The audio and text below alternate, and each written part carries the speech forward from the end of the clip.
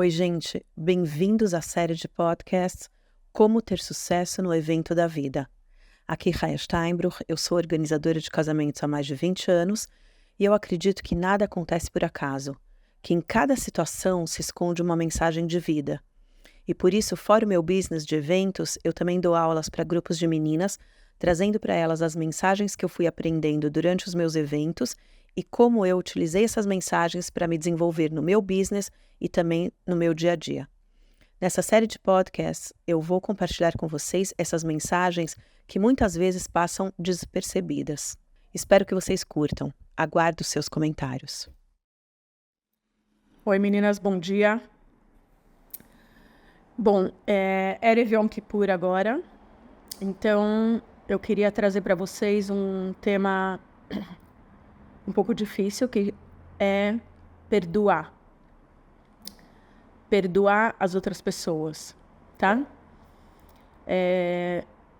Tem esse lance de Erev Yom Kippur, todo mundo pede desculpa um pro outro, A verdade é que não adianta a gente só pedir desculpa sem realmente sentir por que a gente está pedindo desculpa. Ou seja, a razão pela qual estou pedindo desculpa é o que faz o tikkun, ou seja, a gente consertar o que está errado, tá? O que quer dizer isso? A primeira coisa que me passou na cabeça quando eu pensei nisso foi que é difícil para a gente entender que tudo tem uma mensagem. Ou seja, tudo que acontece com a gente tem, bemet, uma mensagem por trás. Ou seja, X pessoa me fez tal coisa, pode ser que me prejudicou, pode ser que me deixou nervosa, pode ser que me deixou chateada. Mas a gente tem que saber que nada acontece por acaso. Tudo tem uma razão. Então, eu tenho um inyan, tenho um ponto que eu costumo fazer comigo mesma, de que cada vez que me acontece alguma coisa, eu tento pensar o que causou isso. Ou seja, talvez o que eu fiz para causar que o outro reacionou dessa forma. Ok? Por quê? Porque às vezes nós mesmos nos comportamos de uma forma errada, que o outro sente que ele tem que, te devolver, tá? Então, antes de começar... Mas que a gente não é responsável pela reação do outro. Não, obviamente. A reação do outro é sempre parshanut. Parshanut quer dizer como ele leva a coisa. Então, a gente, às vezes, tem que entender que talvez eu fui a que causou... Como? Comentário? Parshanut quer dizer que a pessoa interpreta de uma forma específica. É interpretação, Parshanut. Tá? Então, voltando. A gente tem que ver, talvez, o que eu fiz para causar que o outro reagiu daquela forma comigo. E segundo, entender que nada acontece por acaso. Ou seja...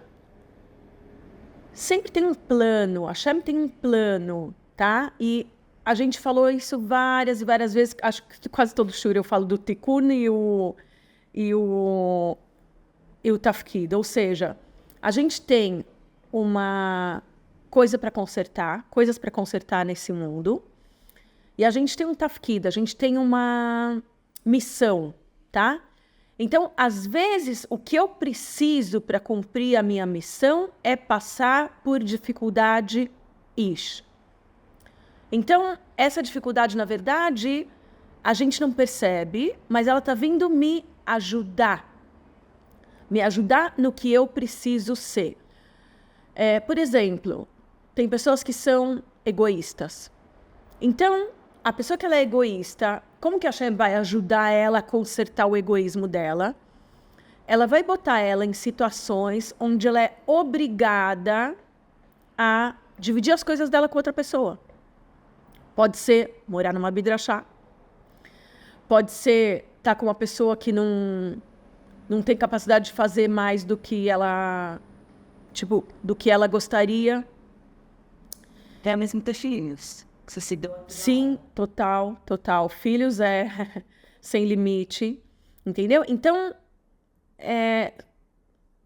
as pessoas vai devagar, melhorando as midot dela, ok?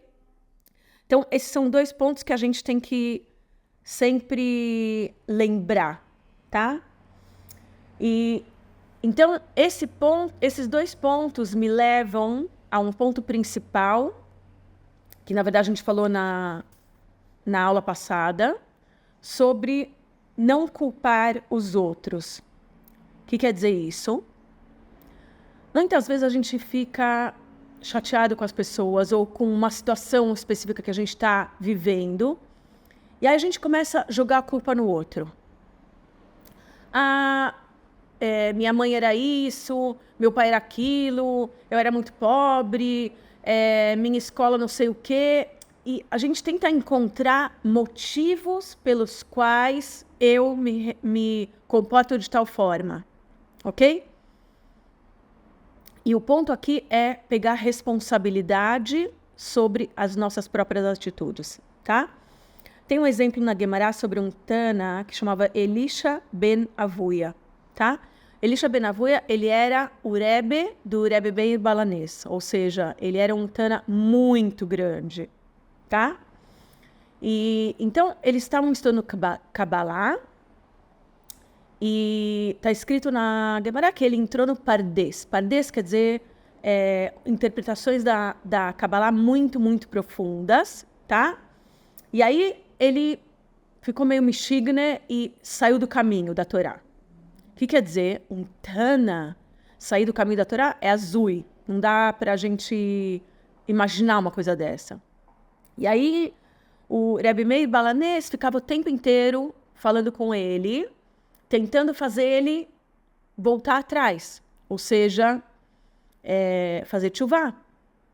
E ele falava, não, a minha mãe é culpada de que eu saí do caminho, porque quando ela estava grávida de mim, ela passou numa casa de Avodah Zará, e eles estavam fazendo lá um korban para Avodah Zará, e ela estava com muita fome, e ela resolveu comer do korban, ou seja, que ela comeu tarefe de comida de Avodah Zará. Então, na minha essência, eu já sou estragado, tarefe. E o Rebbe Meir Balanés continuou falando com ele, e ele falou, não, e também o meu pai também tem culpa. Por que o pai dele tem culpa? Porque no Brit dele, o pai convidou toda a cidade, e tinham várias pessoas, tinham pessoal culto, pessoal trabalhador, o pessoal Rabanim. E aí, na mesa dos Rabanim, estava o Rabbi Eliezer e o Rabbi Yeshua, que eram Tanaim muito grandes, e eles começaram a falar de Torá, e de repente começou a sair fogo da mesa. E o pai dele foi falar para eles, Hevre, o que vocês estão fazendo aqui? E eles falaram, não, isso é o fogo da Torá. A nossa discussão está tão forte que esse é o fogo da Torá. O pai ficou super excited e falou, uau, se isso é o que sai da Torá, meu filho vai ser um gadol. Então, o que isso quer dizer? Que o meu pai me educou para ser um gadol na Torá, não lechem shamayim, não porque ele queria que eu soubesse Torá, e sim porque ele queria o kavod, por gavá. Ele queria que eu tivesse fogo nas minhas palavras, para ele se exibir, se mostrar o bonzão. Então, toda a minha essência é estragada. E o Rebbe Meir continuava convencendo ele, e ele falava, não, a Torá também é culpada de que eu não estou seguindo a Torá, por quê?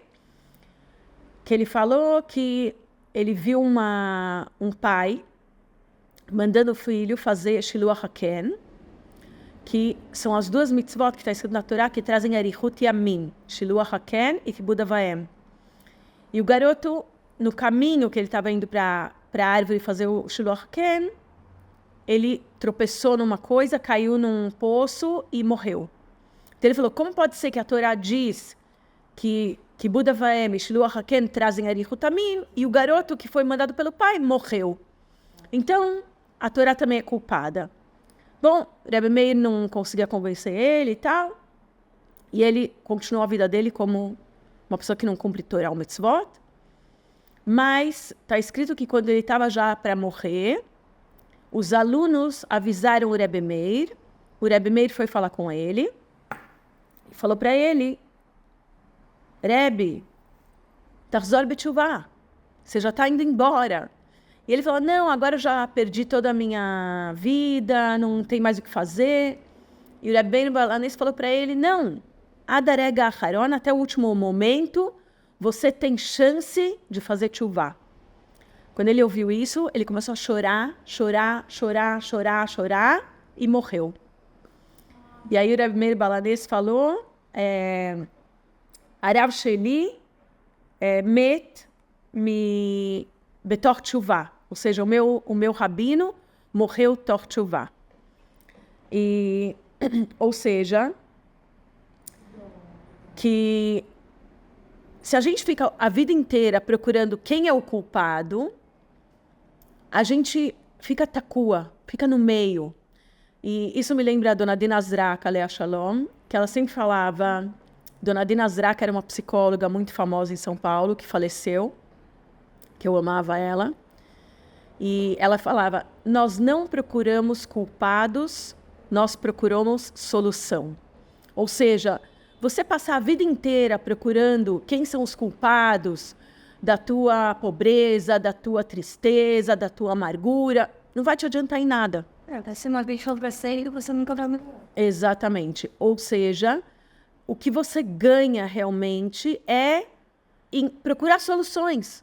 Ou seja, a minha situação é X, eu tenho que procurar quais são os pontos que eu posso mudar para melhorar a minha situação. E não ficar o tempo inteiro culpando os outros. Ok?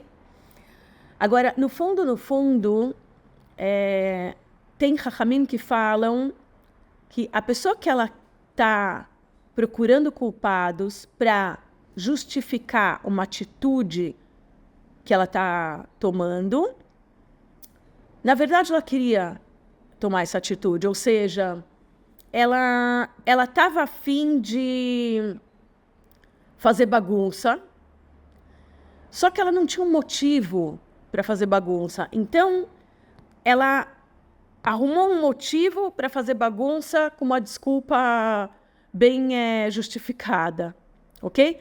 Então, isso também é um ponto que a gente tem que reconhecer em nós mesmos. Se a gente não está procurando culpados outside, ou seja, externos, para não justificar uma coisa que a gente não está a fim de fazer. A gente não está a fim de enfrentar o problema de cara, tá bom? E então, a gente tem que lembrar que em Rosh Hashanah está escrito que Hashem over echad al echad, ou seja, Hashem vem e olha para a gente com lente de contato, com lente de aumento, quis dizer.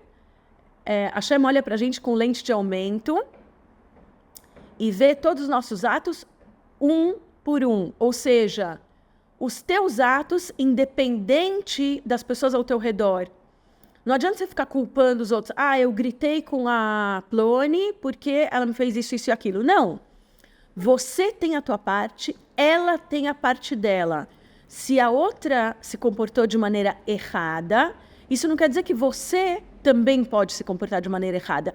Ela vai responder sobre as coisas erradas que ela fez. Você vai responder sobre as coisas erradas que você fez. Então, você tem que cuidar do que você fez e não do que o outro fez. Ok? Agora, está escrito, por que é Rosh Hashanah, cabeça do ano? Porque na cabeça, qualquer coisinha pequena é imprescindível. Ou seja, Halila, uma pessoa quebra a perna, ou eu passei um acidente na mão, né? Então, o meu dedo não ficaram 2 dedos, na verdade, eles não ficaram 100% bons, eles ficaram 95% bons, já falamos disso. Mas, Baruch Hashem, mesmo com 95%, eu consigo fazer tudo, graças a Deus. Mismole Torá. Mas, em relação à cabeça, qualquer coisinha pequenininha já influencia. Uma coisa muito minúscula, uma molécula já é uma diferença. Então, é uma diferença para cá ou para lá. Ou seja, mesmo que a gente faça um esforço pequenininho, isso vai fazer diferença no nosso Rosh Hashanah, no nosso próximo ano. Então, o fato de você procurar melhorar, isso vai te empurrar para frente. Quando você fica só culpando o outro, você não consegue ver os teus próprios erros. Tem uma história famosa de um racídico, que os Hassidim têm aquele Streimer, né? Então, um cara jovem, né? Recém-casado, primeiro Pessach, foi passar Pessach na casa da esposa, tá? E, obviamente, o Bikosh conhece a família dela, tal, acabaram de casar, nananã. Eles sentam para comer, começam a seudar, lá. E aí, servem a sopa, e ele começa a comer a sopa, e de repente ele vê grãos de trigo na sopa dele. Ele começou a gritar, histérico, que é isso?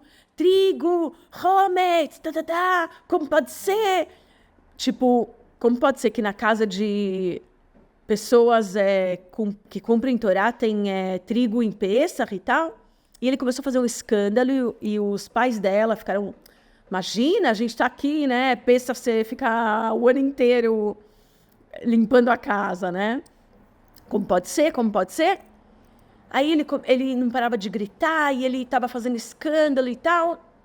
Aí eles falaram, vamos falar com o rabino. Foram no Rav da Shkuná, no Rav do bairro, e o Rav olhou para ele e falou assim, me dá aqui teu Streimer. Ele tirou o Streimer, deu para o Rav. O Rav deu volta no chapéu dele, no Streimer dele, e começaram a cair um monte de grãos de trigo. Por quê? Porque antigamente não se jogava bala, não tinha bala. Eles jogavam trigo, que era sinal de Mazal Tov. Então, ele que estava gritando foi realmente a pessoa que causou o trigo em Pessach, entendeu? E, na verdade, tipo, as pessoas usam esse exemplo para trazer o que a gente está falando. Muitas vezes, a gente está procurando quem é o culpado e, às vezes, o culpado somos nós mesmos. Tá bom? Agora, segundo ponto, Kas. O ponto da raiva é um ponto importante de trazer aqui no negócio de perdoar. Porque, às vezes, você não consegue perdoar porque você está com tanta raiva da pessoa que você fala, Aniló Messugal, eu não tenho capacidade de perdoar o outro, tá? Então, a gente tem que saber que perdoar uma pessoa, ou seja, não lihos, não ter akpadá com o outro, é uma coisa difícil, muitas vezes é difícil, dependendo da situação, tem situações muito difíceis, mas é possível. E a gente tem que lembrar que o Kas é uma coisa que sempre, na maioria das vezes, a gente acaba se arrependendo do que a gente acabou fazendo. Ou seja, na hora do Kas, você se comporta de tal forma e grita e ofende, fala coisas que você não deveria. E passou um pouco, de repente você fala, uau, não tinha que ter falado isso. Eu falei aquilo stam, eu agi daquela forma stam, eu stam gritei. Ou seja, muito depende de como a gente olha a situação. E aí tem um exemplo na Guemará, que ele fala sobre o Shoev Maim. Antigamente não tinha encanamento, então tinham pessoas que eles trabalhavam como Shoev Mayim. Eles tiravam a água dos poços e traziam a água e vendiam as águas de porta em porta. Então, tinham 2 senhores num vilarejo que eram já velhinhos, tinham 65, 70 anos, e eles eram os Shoevei Mayim, eles eram os que tiravam a água do poço e vendiam. Um deles estava sempre amargurado, sempre reclamando, e falava, eu já estou velho, eu tenho quase 70 anos, ainda tenho que trabalhar de Lishov Mayim, não sei o quê, e eu sou um coitado, e eu estou sofrendo, está me doendo as costas e tal. O tempo inteiro ele só reclamava. E o outro, que ele trabalhava da mesma forma e tinha praticamente a mesma idade que ele estava sempre contente. Ele falava, uau, que legal que a Hashem me deu Koach até essa idade, eu tenho quase 70 anos, e a Hashem ainda está me dando Koach para eu poder trabalhar e ser independente e comprar minhas próprias coisas, e eu me sinto útil em vez de ficar um velho jogado na minha casa. Ou seja, tudo é como eu vejo a situação. E eu, Blenará, minha mãe tem 76 anos, e a minha mãe, eu falo para ela que ela é mais jovem que eu. Minha mãe é super jovial, e eu sempre vejo, assim, as atitudes dela em relação a atitudes de certas amigas dela. Minha mãe trabalhou até a corona, ou seja, ela já tinha 72, 73 anos, ela ainda trabalhava.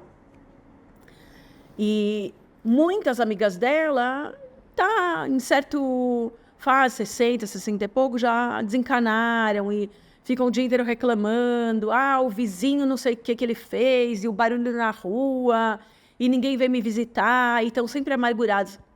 Minha mãe, ela está sempre contente. É impressionante. Agora, o que mais me impressiona na minha mãe? Minha mãe é uma pessoa que saiu da Romênia comunista, com 17 anos. O que isso quer dizer? Uma pessoa que vive no comunismo, para vocês entenderem, eles tinham, por exemplo, direito a comprar 1 quilo de farinha por mês, 1 quilo de açúcar por mês. E eles tinham que ficar na fila. Acho que era 1 quilo de carne também. Tudo era determinado, limitado. Então, eles viveram uma juventude, uma infância muito, muito difícil. E, bom, minha mãe fala que muitas vezes eles não tinham comida, eles iam comer coisas do lixo. Minha mãe conta que ela tinha um vestido. Então, ia lavar o vestido, ela ficava em casa. Até o vestido secar, ela não podia sair. Ela tinha um casaco que ela usou dos 5 anos aos 14 anos. Eu não sei como entrava nela, mas, assim, histórias que você não consegue imaginar. Então, um dia eu estava na casa da minha mãe, acho que foi ano passado, e, a gente ficou o dia inteiro fora e tal. Quando a gente voltou para casa, eu falei, mãe, eu não tenho força de começar agora a cozinhar, vamos fazer qualquer coisa. Aí a gente colocou uma batata para cozinhar, fez um purê, botou umas salsichas no forninho, cortou um tomate pepino, shalom. E minha mãe, ela estava comendo aquela salsicha com purê e salada, assim, parecia que ela estava sentada comendo salmão no vinho. E eu olhei e falei assim, mãe, o que você está aí, mitlaevet, né? Aí ela falou assim, imagina, eu passei fome, eu comia do lixo. Sabe o que é um purê com salsicha? Então, o que eu quero dizer? Que ela podia ser uma pessoa amargurada, e a vida inteira reclamando, e tudo que ela passou na infância, e o comunismo, e minha mãe é dindi, ela é ruiva. Então, eles batiam nela, cuspiam nela na rua, ficavam xingando ela de judia.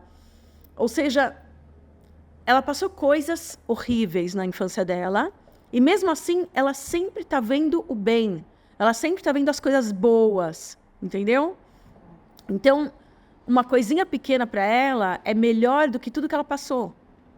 E ela fala, hoje, minha mãe não tem dinheiro, ou seja, não é uma pessoa que está, tal. Mas ela viaja uma vez a cada 2 anos para Israel para ver os netos, entendeu? Mora no Brasil. Então, para ela, tipo assim, ela falou, nunca imaginei entrar num avião. Eu poder viajar cada 2, 3 anos para ver meus netos é um sonho. Quer dizer, você pode ver assim, ela tá há 2 anos, 3 anos sozinha, minha mãe é viúva. Então, ela podia ser amargurada. Ela tá sempre contente. Ou seja, é muito de como você vê a situação, tá? E aí, tem um chat sobre o toque do shofar que eu liguei sobre isso. Como é a Tkiat Shofar? Eles fazem Tkiá, Shvarim, Truá. Tkiá, eles fazem o toque longo, né? Tu. Depois tem Shvarim, tu. Depois tem Truá, tu. E aí tá escrito na Gemara que é como o choro da pessoa, que a pessoa chora. Então, a gente está chorando para pedir piedade para Hashem. Outra interpretação é que a gente tem que saber que tudo na vida é dinâmico. Então, tem a Tkiá. Tkiá é uma fase da nossa vida de simcha, de alegria, boa. Mas a alegria não vai durar até os 120.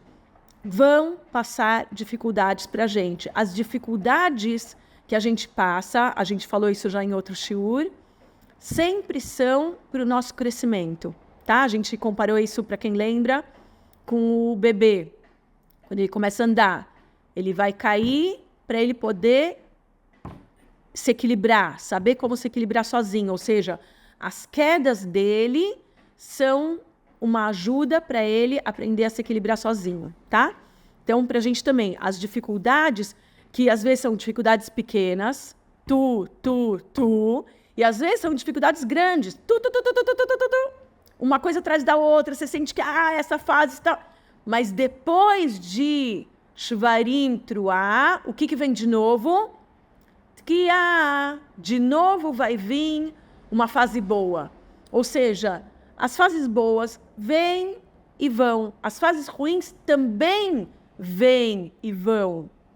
Então, para a gente lembrar que sempre é tudo dinâmico, tudo vai lavor, tudo vai passar. E quanto mais verdadeiro a gente é, de reconhecer o que eu tenho que letaken, por que está me acontecendo isso? Isso está vindo para me ajudar em X, me dá. Vai facilitar para a gente. Então, por isso que a gente fala, antes da Tkiat Shofar, a gente fala Mizmor lebnei Korach. O que tem a ver Korach com a história? De onde Korach apareceu na história?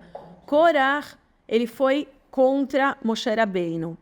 Então, a terra se abriu, ele foi engolido pela terra com todos os discípulos dele, mas está escrito na Gemara, os filhos de Korach foram salvos.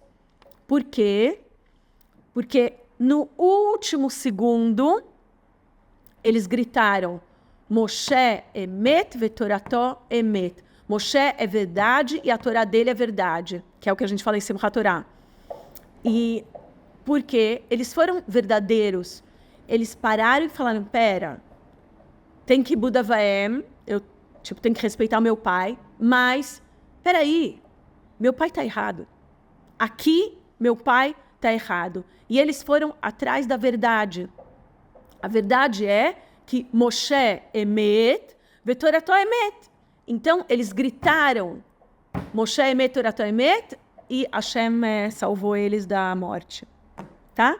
Então, a gente também, cada vez que a gente reconhece alguma dificuldade como um motivo de crescimento e o que Hashem quer de mim naquele momento, então, você está mais perto de chegar na tua própria salvação. E, super importante, Lora Klachov, não é só pensar. Eles pensaram, acho que a Moshe Rabbeinu tem razão. Não, eles gritaram, Moshe emet, vetorató emet. E isso fez com que Hashem salvasse eles. Não só pensar, la'asot, fazer, tomar atitudes. E tem um Rav que ele fala, lo livroar leitmoded. Não fica se escapando dos problemas, titmodet, enfrenta os problemas. Bezrat Hashem. E tem um exemplo que é, tipo, eu nem sei se ele é verdadeiro, mas deve ser. Tinha um casal de velhinhos que eles fizeram 60 anos de casados. Gente, 60 anos de casado é muito tempo. Agora, eu pergunto, o que é? Eles viveram lua de mel 60 anos? Não, certamente não. Então, todo casal tem itmodedut, tem seus problemas, tá? Chegou o neto e falou assim para a avó, vó, Bemet, como que você conseguiu suportar o vovô 60 anos, né? Ela olhou para ele e falou assim, nós somos da geração de que quando uma coisa quebrava, a gente consertava. Vocês são de uma geração de quando uma coisa quebra, vocês jogam fora. Compra uma nova. Joga fora e compra uma nova. Então, sempre existe itmodedut. Companheiras de quarto, casal, filhos e pais. Sempre existe itmodedut, dificuldades. Mas o segredo é não livrar, não se esquivar, não se escapar, se esconder do problema e sim enfrentar o problema. Você, às vezes, não tem a solução, mas você pensa que coisas boas você pode fazer para te aliviar mais o que está te acontecendo, tá? Agora, outra coisa que a Gemara traz é que o kas monea ashirut. E está escrito que cada vez que Hashem quer mandar para a gente uma brachá de ashirut, de riqueza, então vem o Yetzer Hara e ele te faz passar por um teste. Ou seja, ele vai te botar uma pedrinha no caminho. Se você conseguir não lirros, não ter raiva, não começar a gritar e arrebentar a cara do vizinho, então Hashem vai te mandar a brachá. Mas, se você explodir, então você está pisando no teu próprio sapato. Ok? Isso é um segredinho. Ou seja, sempre pensar, pera, será que não é um teste? Será que Hashem não está querendo me dar uma coisa muito maior? E, Bemet, se vocês pensarem, assim é na vida, no nosso dia a dia. Para você passar de ano na escola, na faculdade, você tem que ter um teste. E se você não passa no teste, você não vai passar na prova, você não vai passar de ano. Tá? Então, na vida é a mesma coisa. Hashem manda testes para a gente passar de ano, para a gente crescer. E cada vez que a gente passa por um teste, a gente fica mais forte. Ok? Tinha outra coisa que a gente não pode esquecer, muito importante. Em todos os testes, Hashem está com a gente. Em todos os momentos, Hashem está com a gente. A gente falou isso algumas aulas atrás, de abrir os olhos e perceber como a Kadosh Baruch Hu está no nosso dia a dia, em cada coisa pequena. Em cada Siyata Dishmaya, como hoje, eu saí mais cedo, que eu tinha uma coisa para fazer no caminho, e de repente, tipo, eu vi, 10h15, estou atrasada, tem que voar. A aula começava às 11, até eu chegar de onde eu estava aqui, os trânsitos, não sei o quê. Tá, peguei um ônibus para me trazer para Golda Meir, um arabuco que ele corria feito um mexugá. Mamacha, feito mexugá. Eu já estava com ânsia de vômito no ônibus. E cheguei aqui na Golda Meir quase vomitando. Mas depois eu falei, oi, ele voou. Ele teve 2 pontos no caminho que ele não parou. O pessoal fazendo sinal, o cara não parava. E eu falava, só que ele não me deixe parar lá no Cafundó, que eu preciso sair na Golda Meir. Bom, resumindo, quando eu desci do ônibus, eu falei, uau, pelo fato dele ter corrido que nem um louco, eu vou chegar na hora. Cheguei até antes, na verdade. E cheguei antes e tinha uma coisa que eu não estava clara, que eu queria ainda rever. Ainda consegui rever o ponto que eu queria rever. Ou seja, na hora, se você pensar, esse cara é um louco, não sei o quê. Não. Tudo tem um motivo. Hashem tá melaveotar. Você não quer atrasar, você quer ver aquele negócio. Então, Hashem te colocou no ônibus de um Michigan para ele correr e você chegar a tempo. Zé Cole. No Caraklum, entendeu? Agora, tem uma história muito forte sobre esse exemplo de Hashem tá com você. Tinha um cara na Tzavá chamado Igal Alon. Aliás, o nome da Igal Alon é por causa dele. Ele foi um aluf na Tzavá, muito importante e tal. Como se fala aluf? E quando ele fez bar mitzvah, o pai dele deu para ele uma arma. A gente está falando de começo de Eretz Israel. Então, naquela época, tipo, tinham muitos árabes dando volta, né? Não que hoje não tenha, mas era muito mais parutz, né? Mais hassuf. E então o pai dele deu uma arma para ele com 13 anos e falou para ele: hoje à noite você vai cuidar da colheita. Porque eles sempre colocavam alguém para cuidar da colheita para os árabes não roubarem. Tá? Então, cada noite ficava alguém cuidando da colheita. E ele se sentiu o máximo, uau, eu sou o dono da carne seca, 13 anos, eu estou bar mitzvah, com a arma e tal. Só que começou a chegar meia-noite, 1h, aquele silêncio, você começa a escutar os cachorros latindo, cavalos passando, e aí ele começou a ficar com medo, e de repente ele começou a escutar um barulho, e aí ele viu de longe que eram bemet árabes que chegaram e começaram a roubar. O pai dele falou para ele: quando você vê se tem alguém roubando, deixa ele roubar um pouco, quando ele está distraído roubando, aí você chega lá e começa a atirar. Bom, e ele com 13 anos de idade, era uma criança, né? E aí ele fala: uau, e agora? Bom, meu pai falou para deixar eles roubarem um pouco e tal. Eles começaram a roubar, e aí ele começou a se aproximar, e ele começou a gritar com eles: parem! Atzor, Atzor! Os caras nem davam bola, né? Veio um pirralhinho de 13 anos lá gritando, não estão nem aí, né? E ele não soube o que fazer, se ele começava a atirar e tal. De repente, ele escuta gritos em árabe e tiros, e os caras começam a fugir. Os ladrões começam a fugir. E ele não sabia de onde aconteceu isso e tal, mas ele falou: uau, Baruch Hashem, passei no teste. O que quer dizer passei no teste? Não foi ele que passou no teste? Alguém salvou ele. Aí ele olha para trás. Quem era?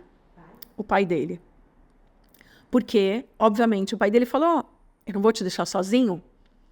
Eu sempre vou estar com você. E esse exemplo do Igal Alon ficou muito forte na Yadut como do Gma, um exemplo para a gente saber que em todas as dificuldades que a gente passa, e eu falei muito isso para vocês com a história do meu acidente, em todas as dificuldades você tem que abrir os olhos e ver que Hashem está com você o tempo inteiro. O tempo inteiro. E o terceiro e último ponto é realmente o perdão, ok? A gente saber perdoar. Saber perdoar. Às vezes a gente demora para conseguir pedir desculpa, mas é importante a gente colocar proporções nas coisas. Às vezes você não consegue perdoar o outro por desentendimentos de outras situações que você vai acumulando, que é também um ponto importante. Não deixar as coisas acumularem, principalmente em casal, ou em relacionamento com os filhos, ou com amigas. Não deixar as coisas acumularem, tá? E, outra vez, ver, como se diz, a mão de Deus nas situações. Tem uma história da Intifada, que era da época da Intifada, muito forte, muito forte, mas que me marcou bastante. Precisa realmente entrar muito profundo no tema para entender o que eu vou falar, mas eu vou trazer o exemplo para vocês saberem. Tinha, na época da intifada, toda hora tinha um piguim, tá? Homens-bombas que entravam em lugares, em casas, em festas, no ônibus. Era uma época muito difícil, tá? E aí teve um pigua em Meacharim, que foi muito triste.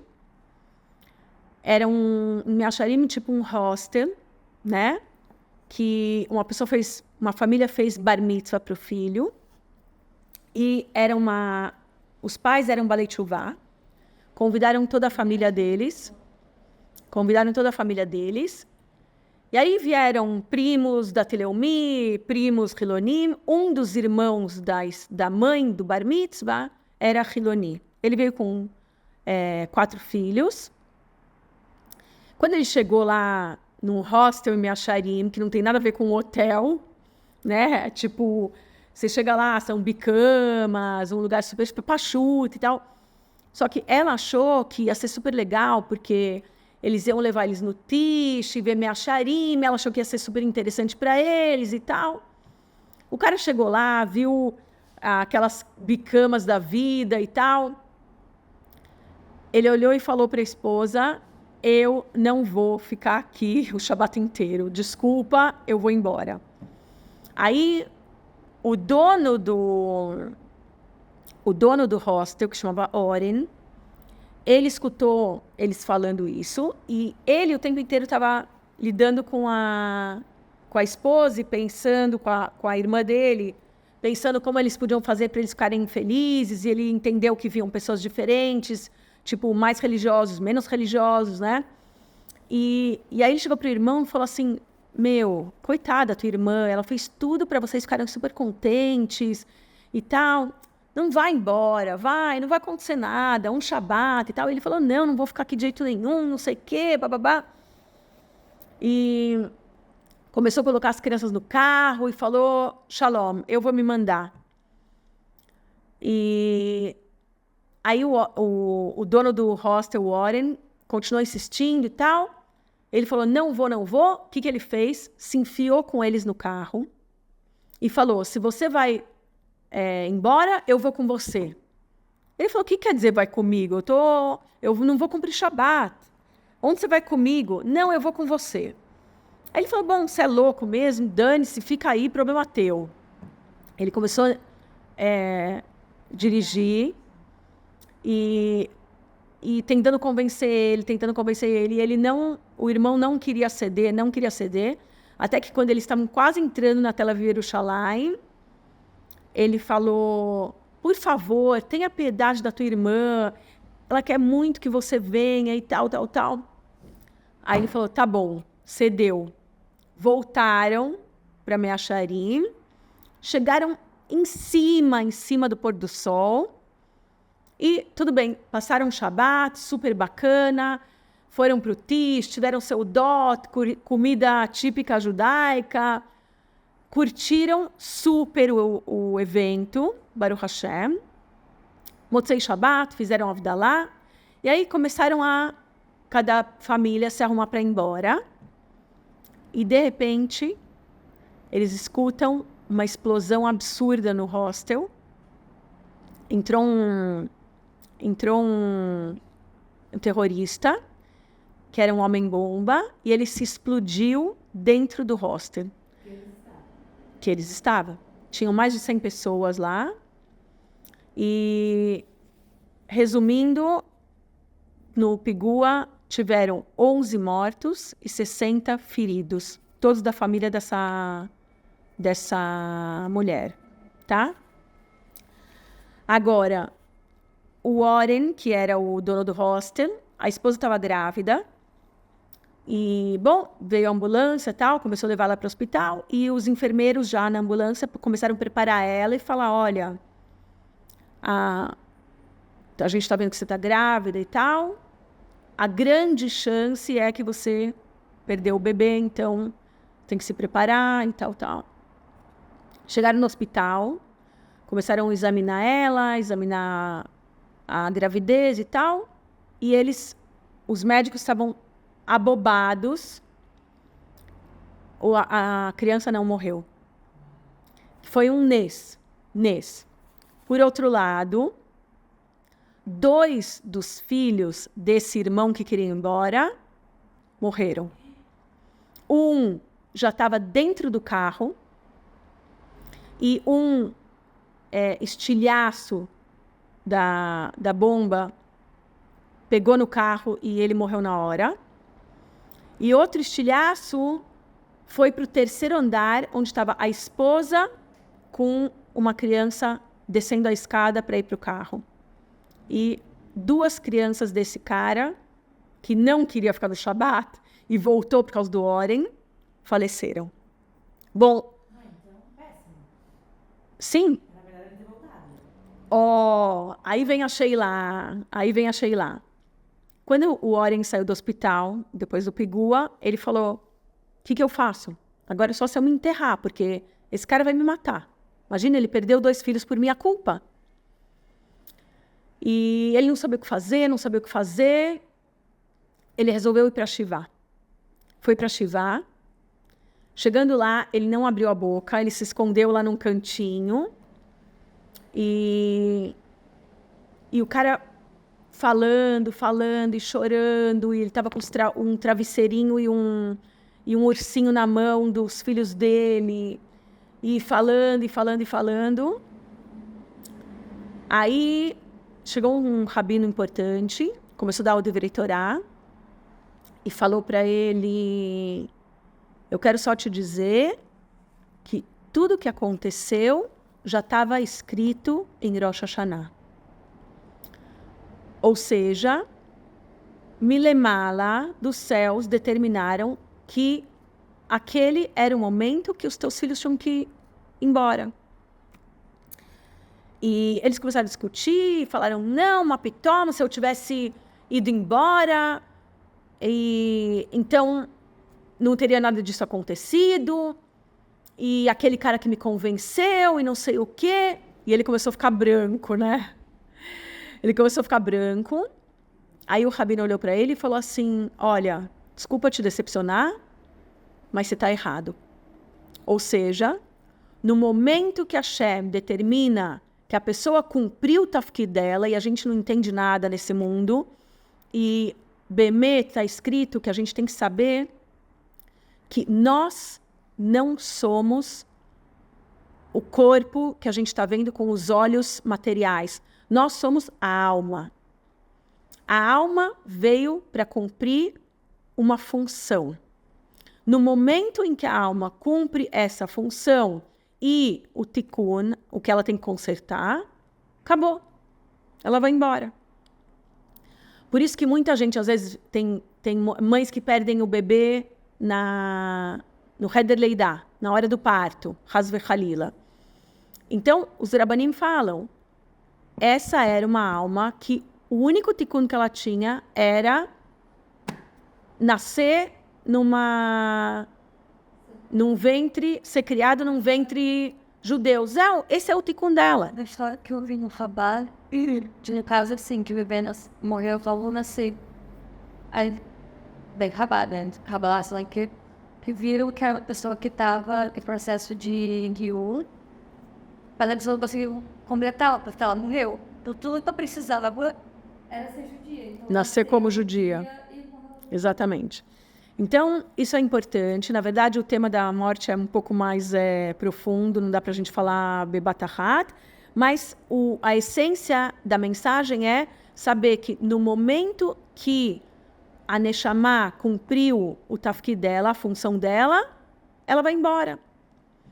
Até tem o Rav Kolodetsky, ele estava na minha cidade quando faleceu um dos meus vizinhos num acidente, num pigua, no Shariafo. Então, isso foi uma das coisas que ele falou na Shivá. Não, o Rav Kolodetsky é o genro do Rav Chaim Kanievsky. Então, ele veio para Telston passar o Shabat que a cidade inteira estava chocada, que faleceu o nosso vizinho, que era pai de 8 filhos. Ele era um rabino do Eixa-Torá. E atiraram ele, atiraram no Shariafo. Shariafo. Então, o que ele falou pra gente? Ele falou pra gente que a gente tem que saber que nós somos a alma e não o corpo. E então ele deu um exemplo, né, desse tema que eu estou falando, quando a alma cumpre a função. Ele falou, você entra num ônibus, digamos, Ramot até Geula. Aí, quando está chegando em Geula, esse ônibus chega lá em Talpiot, 72, chega em Talpiot. Quando está chegando em Geula, você começa a se mexer para descer. Aí a pessoa do teu lado te olha e fala, mas você já vai descer? Você fala, sim. Imagina, por que você vai descer? Ele chega até Talpiot. Você olha para o cara dele e fala, não, eu preciso descer em Geula. Mas não estou entendendo. Você já pagou? Vai, aproveita a viagem até o final. Chega até Talpiot. Você fala, olha, eu não preciso ir para Talpiot, eu preciso para Geula trocar uma blusa. Ele continua insistindo, imagina, olha aqui, você tem uma viagem já paga, você já pagou de todo jeito. Você olha e fala, meu, cara trelelé, né? Eu preciso ir para Geula, não preciso ir para Talpiot. Ou seja, a gente recebeu o corpo Gashmi, material, para poder cumprir a nossa função. A alma sem o corpo não poderia cumprir a nossa função, o nosso tikkun. Mas no momento que ela cumpriu a função dela, shalom, ela não precisa mais do corpo. Então, ela volta para a sua essência, que é liad kisei hakavod. Voltar para o mundo das almas. Ok? Então, voltando para o acidente, o rabino fala para o pai, desculpa te decepcionar, mas você está errado. No momento que Hashem determinou que teus filhos iam embora, eles iam embora. Se você fosse estar no hotel ou na rua, Zé lo mexané, não importa. Naquele momento que Hashem determinou, teus filhos iam morrer. Então, você tem que falar, graças a Deus, que você voltou para o hostel e eles morreram lekidush Hashem. Eles morreram porque eles eram judeus. Quando a pessoa morre lekidush Hashem, Hashem não conta nenhuma das contas dele, da averot dele, e ele vai direto para o Gan Eden. Então, saiba que teus filhos foram direto para o Gan Eden. Gente, é difícil escutar uma coisa dessa, mas entender que o filho ia morrer de qualquer maneira, ou sem cumprir Shabbat, ou com cumprir Shabbat e morrendo lekidush Hashem, é super diferente. Então, o pai começou a ficar emocionado e, de repente, ele bate o olho e vê o dono do hostel. Ele levanta, começa a vir se aproximar para o dono do hostel. Todo mundo ficou branco. E agora? Ele veio, deu um beijo na testa dele e falou, Me'ayom anachnu mishpacha. A partir de hoje, nós somos família. Ou seja, ele conseguiu entender que o dono do hostel não tem nada a ver com o fato dos filhos dele terem morrido. Hashem determinou que os filhos dele tinham que morrer naquele momento, não sabemos porquê, mas essa foi a realidade. E o Oren, o dono do hostel, foi só um sheliach. Então, na verdade, ele foi um sheliach tov, porque tudo está planejado de cima. E quando você perdoa, a Kadosh Baruch Hu perdoa a você também. E todo mundo tem o que Hashem perdoar. Bezrat Hashem, sheyeh gmar chatima tova lekulam besorot tovot.